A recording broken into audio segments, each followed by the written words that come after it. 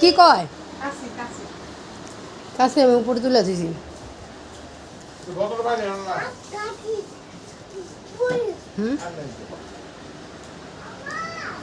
आपको दिया दे खराब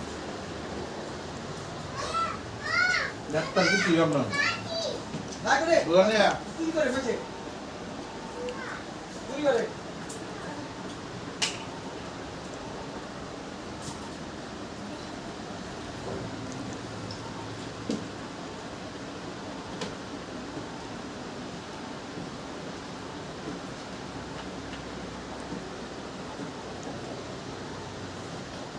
না খাইলে আর রেখেছি